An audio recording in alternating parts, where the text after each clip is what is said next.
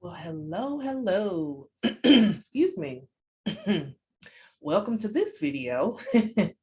My name is Allison Rozelle. I am a certified Reiki master healer and teacher at the Sacred Pathway Academy. And I had made the promise that here on this YouTube channel, I was going to start posting more about Reiki and either my personal practices or just education regarding Reiki. So this video is going to be short and sweet, not going to be very long, hopefully. But hopefully I can just get to the point because I can be long-winded and I know that about myself.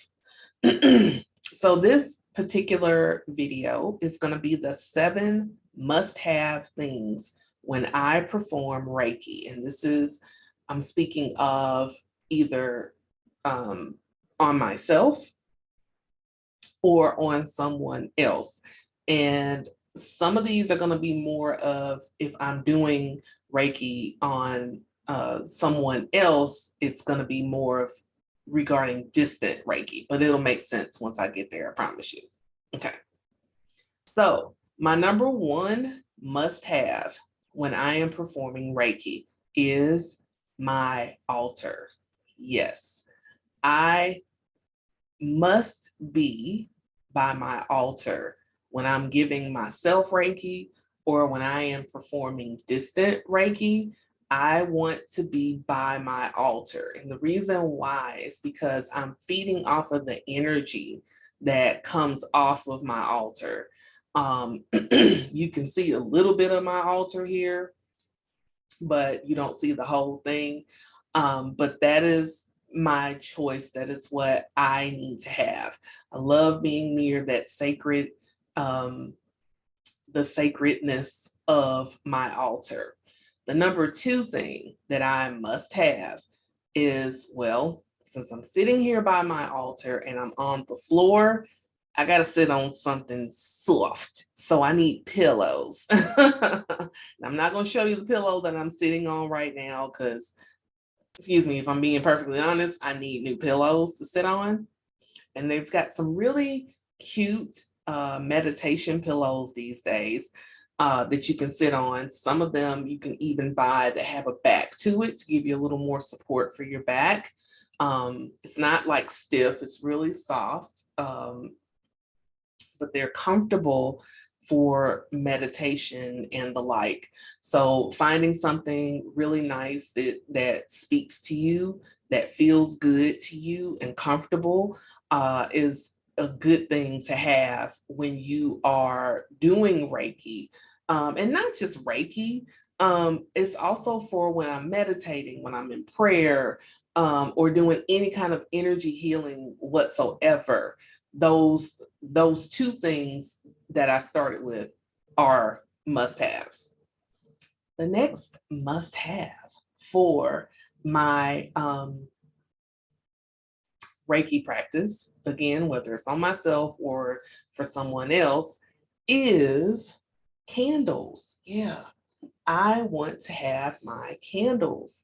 Now, usually I've got the white candle that I burn. Sometimes I'll do black and white because the black is protection. And I just enjoy doing that. But both of those I have used up and I need to go shopping. So probably once I get off of here, I'm going to go buy me some new candles. But I just wanted to show you, like, I just use these prayer candles. Now, you know, if I'm feeling like this one, since this one's orange, I'll stick with this one. So if I'm feeling like the energy of my sacral chakra might be a little off, or I'm trying to activate maybe some creativity, or, you know, I'm having some trouble with my emotions, or I'm really finding difficulty in finding my flow, I might burn the orange candle with a white candle, just to activate that energy all the more. So, you know, you can use the colorful candles and coordinate it with whatever the chakras are if you're feeling like a particular block is present and you want to make sure that you're doing more to activate it. The next thing, I'm looking at my notes because I don't want to forget nothing. The next thing that I need is water. H2O.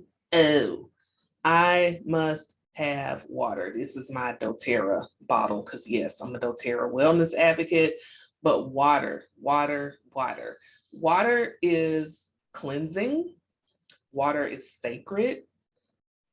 But mainly I want to have the water because I want to replenish my personal energy, especially if I'm giving Reiki to myself. Now, if I'm giving it to someone else, I should not be digging from my well of energy and using it on my client.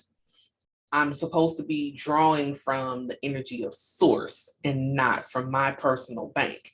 Now, it's not to say that that's a perfect science. Sometimes it still ends up happening. And if it does, water is just a great way for me to replenish that energy. Not just that, it's also, if I'm giving Reiki to someone else, let's say that person is having like a block in like their throat chakra, and then I start doing that and really feeling like something is there. Sometimes having water while I'm giving someone Reiki, and that's whether it's in person or, you know, from a distance, water just helps. It just helps. And then that way it can kind of break things up. Because you also want to keep in mind, if you're thinking about energy, relying on the elements, right? So the elements of, you know, of earth magic, and then you've got water, and then you've got fire. So, you know, I've got fire with my candles, and then I'm using water to replenish and restore because that's what it does. So that's why water for me is a must have for myself and for my clients to have water when we are doing energy work. I'm telling you, that's something I drill into my students. Water, water, water, water, water. Make sure you have it. Make sure you have it, and make sure your clients have it as well. So that's another must. Now, another must is, and this might seem weird to some people, but for me, it's not, and that's pen and paper. Yeah, I gotta have pen and paper. And the reason why I need pen and paper, if I'm giving myself Reiki and something comes up, I want to be able to write on it right away, journal on it. And you know, if I'm giving Reiki to myself, then I make sure I have my journal next to me with a pen. And that way, if something comes up during the session or once I'm done, I can write about it. And I can, you know, sit and meditate on it and think, well, is this something that I need to focus on right now? Or maybe it's just something that came through and it doesn't really make sense right now. So maybe after, you know, I've had a good night's sleep, it might make sense in the morning, depending on what my dream brings about, you know. So having that near me is great. Now, when I'm performing Reiki on someone else, having pen and paper is handy and good to have, because while I'm in the middle of that session, if something peculiar comes up, maybe because sometimes since I am intuitive, I might hear a word or a phrase that comes through from spirit that I need to understand, what the heck does this mean? Or maybe I experience something like a flutter in my heart, or, you know, numbness in my foot or something like that. And I want to make sure that I don't forget to bring this up during the debrief. I'll write it down, right? And a lot of times what ends up happening is when I'm debriefing after a session and I'm talking to my client, I give them the opportunity to explain first to me what they may have experienced. So if their experience and what I wrote down kind of align, then it makes more sense. And then I can explain this to them, and that just gives them more confirmation that, hey, this is working, this works, you know, and, you know, I'm going to get what I need from this, or whatever the case may be. So pen and paper, gotta have that. So let's see, we said the altar, something to sit on, pen and paper, water, candles. The next thing is, I'm a person, I love, I don't know how to say this, but smell activates my intuition. It activates just my energy in a very different way. So for me, I got to have something like either Palo Santo that I've burned, or incense, or my new preference is to diffuse essential oils. So when I'm diffusing the essential oils, I'll pick the oils that are going with whatever it is that, you know, especially if I'm giving myself Reiki, whatever I've been feeling, I'll just pick some oils and diffuse them, or whatever I'm wanting to take place, or however it is. It's really a process that I just can't explain. I just pick them, and it's not so random. I feel like spirit is telling me what oils to use. But for me, in my humanity, I'll say it's random.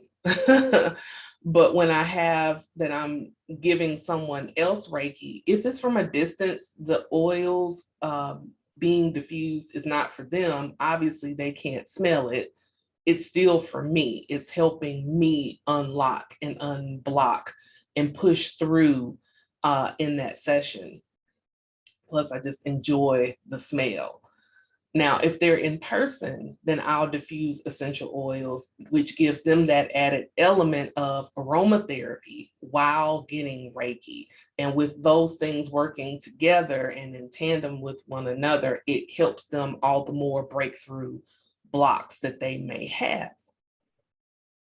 So those are the things that are like a must for me to have.